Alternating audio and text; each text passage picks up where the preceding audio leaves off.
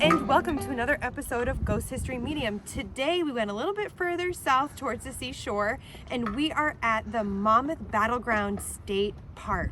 So it's a huge property, it's public, it's free, you can come and you can walk on the miles and miles of trails that are around here. And I'll tell you what I already know about this place, which is not very much. I do know it's a battleground, I do know it's a Revolutionary War battleground, and I also know that there is a house on this property called the Craig House, and that's all I know.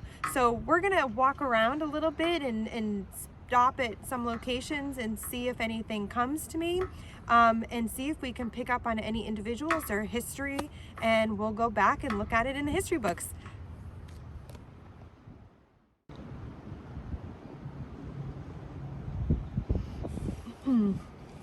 Okay, so I just opened up and grounded and asked permission to this location to read it, and it was funny because the collective was kind of like, sure, yeah, come on in, like, it's, you know, we're here for information, like, it's they understand that this place is a historical place and they understand that it is used for education. That was like, they were like, yeah, go ahead, everybody else comes in and just wanders around and like comes and does whatever here. So that I didn't feel like it was like a resentful kind of thing. I felt like they were just like, yep, come on in, everybody else does. So they definitely are aware that this is a teaching place, a historical place, and they're happy to share what happened here. I also, after I just opened up, it was interesting, I had children come to me, which was, it's not really who I would first think to come here from a battlefield like this, but I did have multiple children come up to me. They were younger children, I want to say like younger than 8. I feel like these were farmers' children. They feel like they just trapeze the grounds. It's just having fun. So they were just like, come, and they wanted me to go in this direction. They wanted me to go that way with them. They're like, come on, let's go. And they definitely came up. So but I'm gonna put them on hold because I'm not really getting much from them other than that they did pass away here. Their families worked here, lived and worked here. These are farmers' children. They definitely want to emphasize that, farmers' children. I also want to speak about reenactments they have here. I don't know if they actually do, but I want to talk about reenactments that they have here. They're okay. They actually want to talk about the reenactment. So the impression that I get from them is what they're saying is that the reenactments are actually fairly accurate. I don't know what they do, but they're fairly accurate, but there's no grit and grime to it. They're like, it was gritty and it was grimy and it was bloody, and like they're like, it's too clean. They're like, the whole reenactment is too clean.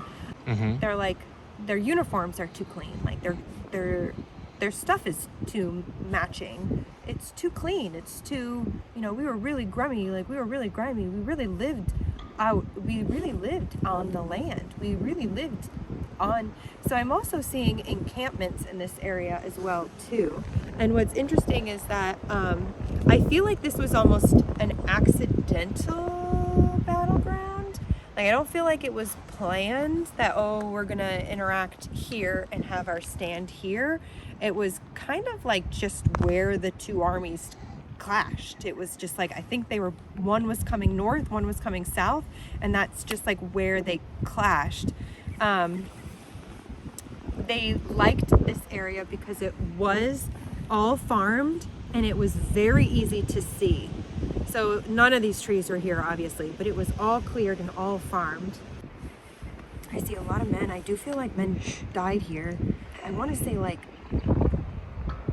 not just a couple. I want to say it was like hundreds. And the number that's coming to me, and I don't know if this is exaggerated, would be 1,200 is the number that's coming to me. There was a burial here for them, but the others, they carted off and they went somewhere else, and they were cared for in another spot. So what I'm seeing is like that kind of like classic stretchers that they would that they would carry, and they would carry them out. And I am seeing them being brought to a house, to a white house, and Yeah, it's pretty it's pretty grisly. I don't feel like I need to go into too much detail about that, but I do feel like they were taken away. I'm seeing a stand and a row of men, row of cannons. I'm seeing so they must have been prepared. They must have been prepared. It must have been something that they were waiting for, the interaction. I want to also talk about this man who I see walking around. I see him walking around. He's a bigger dude. He's a bigger dude, like not fat, but like he's a solid man, solid citizen. I do feel like he was fairly high up in rank by the way he's dressed, and the way he stands. So I feel like he's a very proud man. I feel like he had a lot of people following him, as far as like he was responsible for a lot of men. I am aware that he had multiple horses, he's telling me. Like he would even trade off on horses, because if one got tired, then he would trade off on that one. But he had his own special prized horses. So again, that also makes me feel like he was pretty high up in the rank. And the name I get from him is Fredrick. That's the name I get from him. I also feel like he gave his life to this. So gave his life to this cause. I'm not sure if he died in this battle or if he died in a Revolutionary War battle, but I do feel like he was a casualty of war, of the Revolutionary War. I don't even know who won this. Let me even feel like who won this. I wonder if it was like a stalemate. Like there was no actual clearly defined winner, clearly defined victor. I'm not really feeling, I feel like there was just a lot of casualties. A lot of casualties, a lot of death. It was really intense. It went on for multiple days. It wasn't like just one incident. It went on for multiple days. This could even be a few weeks that the clash went on. Which is interesting because I see the Continental Army facing north, and that doesn't really make any sense to me because I thought the Continental Army was up by like New York and stuff, and they came down here, but I'm seeing them facing north. So I don't know if the redcoats came from the north this time down to Trenton. I don't know. I'll have to look at it. So I'm seeing that man. I feel like here feels like sacred land. Right here feels like sacred land.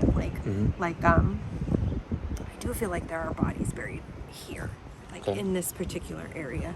I do feel like there are bodies buried.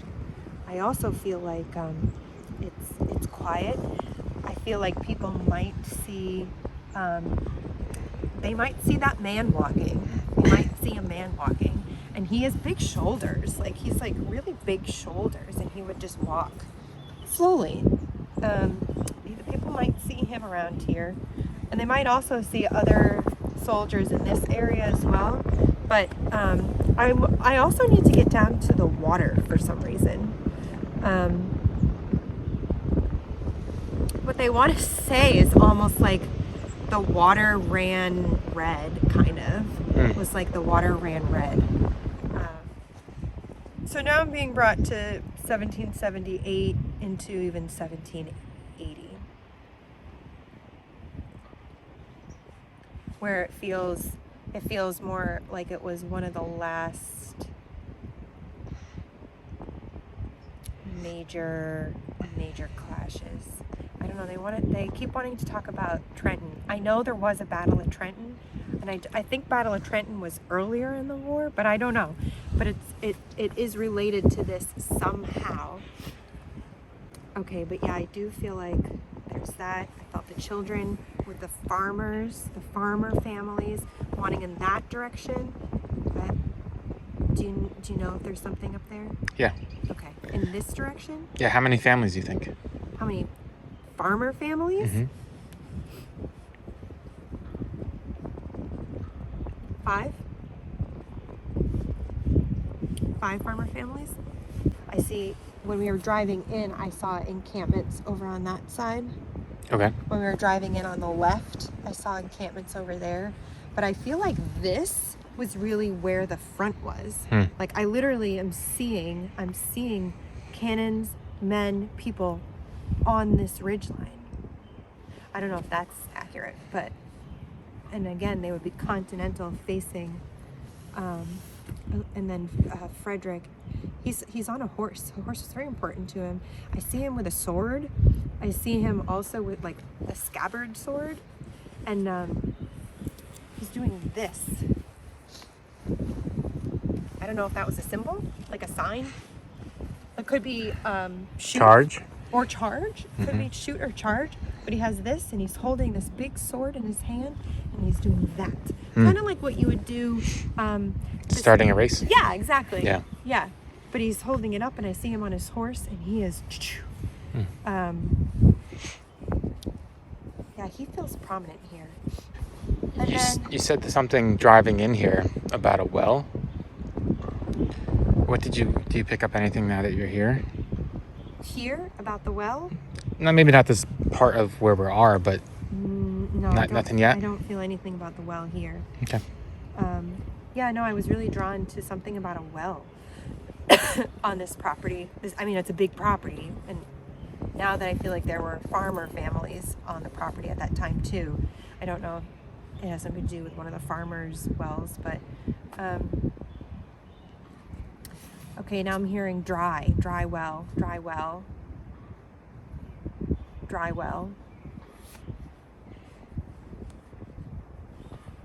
But no, I'm not getting anything in particular here about it, other than that, like, I should go there. I should go to the well. Okay. And I want to go to the Craig house. I'm not sure if the well is at the Craig house, but I want to go to the well. It's a dry well. I feel like there weren't enough supplies. There's not enough food, not enough water. Maybe struggles like that.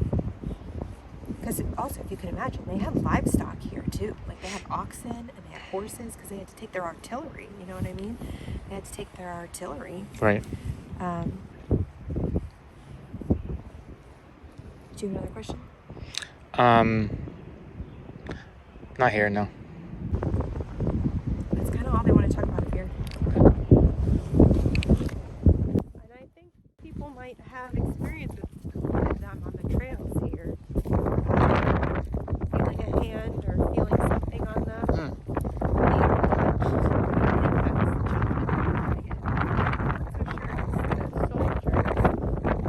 But I do see that soldiers would be visualized. Oh, I just got ringing in my ear too, so there is something to that. Could the ringing be all the noise from the cannons? Could be.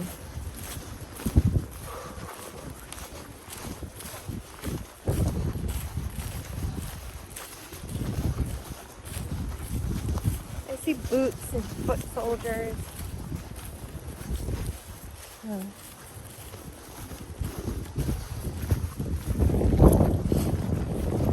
Yeah, it was like there was encampments, and then they came up on the encampments. Like it wasn't really a planned spot. I don't know. Something about it feels a little spontaneous.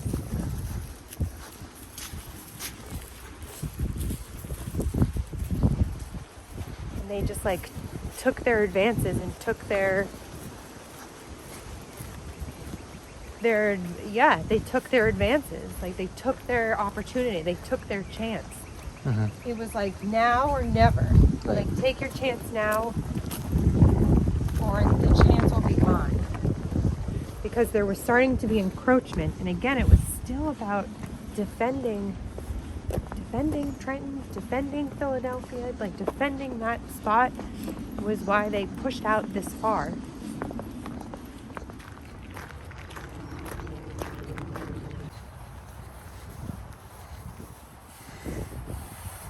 Okay, so we just walked up to the Craig house. This is definitely a place that I've been driving by frequently, and really it's been calling me. Again, we've been trying to get to this area for 5 months and it just hasn't happened, but I'm so glad we're here now, and I really want to connect into this location. And as I just stand here, I feel ill, and let me tell you, I feel ill. I feel in pain. I feel ill. My stomach hurts. My arms hurt. My legs hurt. Like, I just have a lot of body pains. I have a lot of body pains, and I feel ill. I feel sick. I feel like something happened to me. And I feel lots of pain. Ooh, I'm even getting chills right now. Okay. All right. Okay. What is this? They want to bring me from here, and that's where the battle was. They want to bring me from the battle. Were these wounded soldiers? Well, that could be, yeah. Wounded soldiers. And there's a man who's associated with this house, who I also feel is associated with the battle. He feels like the head of the house. This still feels revolutionary time frame. He feels that he got this property from a family member, so it was in the family when he had gotten it. He also feels like he is in command of something. Like, he feels like he is either in command of it, like he's like, I'm in command of my family, or like I'm in command of the local militia or something like that. He had command of things. That's all he wants to say. Like, I had my hand in stuff, and I had a command on the area. I feel like he lived here. I feel like he had children. I feel like he was involved in the battle. I feel like he was involved in pre and post battle things in this area. I do feel like he was a farmer. I feel like he was of a Dutch ancestry. They didn't really want to get involved in the wars, or like in battles, or hurting people, but he was involved in that. A lot of people were here at a certain time. A lot of them, I feel like they were men outside, inside, upstairs, basement, attic, like just kind of like all over the place, like littered everywhere. I feel like they are injured soldiers. Or this was something that was like an infirmary during the influenza. I don't know. It's like that kind of feeling to it, of just like a lot of ill and sick people around here. They were being helped by the family members and then sent on their way. I feel like the father of this, the father of this house did get some sort of recognition for his efforts. And he was instrumental in actually organizing a lot of the town. I feel like he was instrumental in structuring the town. But I don't feel like it was his first house. I feel like he got it from a family member. Like, it was already kind of in the family name, and it kind of continued. Like, he's related to some of the first, very first settlers in this area. He's telling me that there were a lot of things that weren't recorded as such in history from these battles because of how gruesome they were.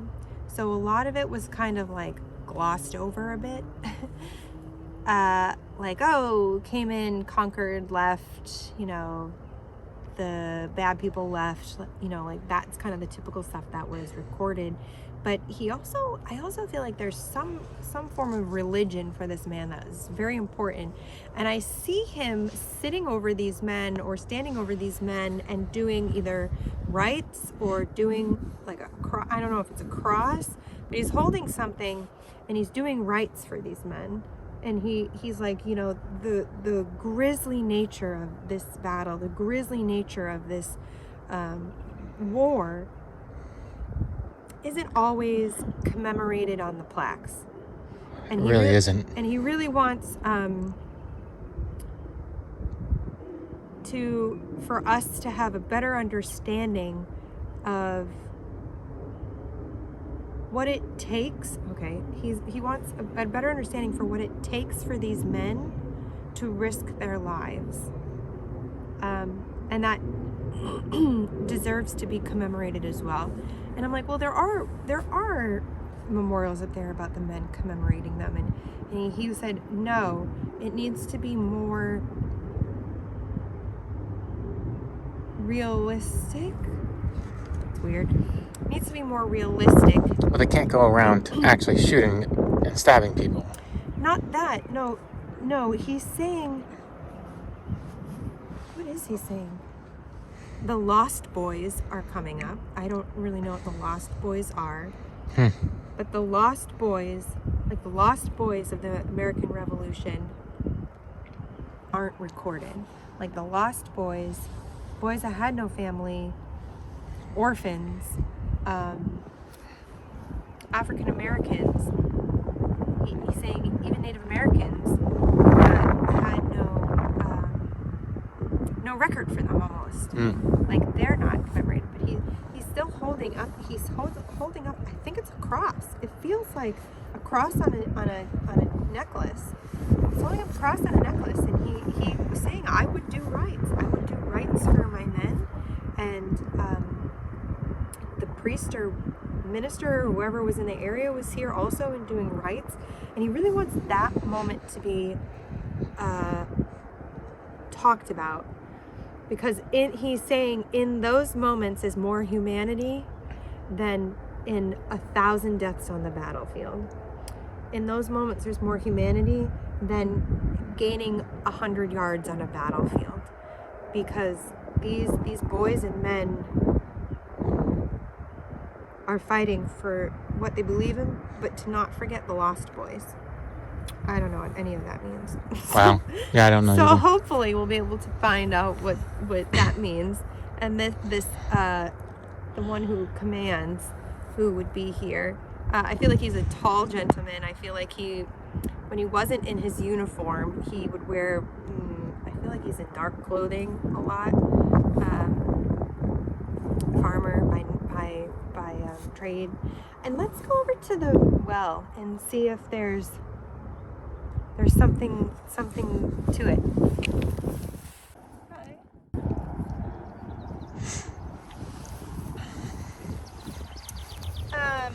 I get the impression that there might be sounds of knocking in this barn. Sounds of, I don't know if that's an experience that people have who work here, who run the outreach, if they hear knocking, but I'm hearing knocking. I also kind of want to do this, like I kind of want to do a rock and like drop it into the well. Oh, wow. Like I want to do a rock and drop it. So you really wouldn't do that, but like sometimes the kids will come over and like drop a rock in because they wanted to hear it or whatever, and they got in trouble or something like that. Do something about the well running dry. There's something to this. Maybe you're right. I don't know. There's a bit of hardship with that. The well running dry. Okay, so that wraps up our walkthrough of the Monmouth Battleground, which is a state park in New Jersey. We ended here at the Craig House, but we started at the visitor center and we saw where they had the cannons and also where the majority of the battle was. I can't wait to go back into the history books to see about this Fredrick, also to find out more about the Craig House. And I will get back to you with the investigation reveal. Thanks for watching.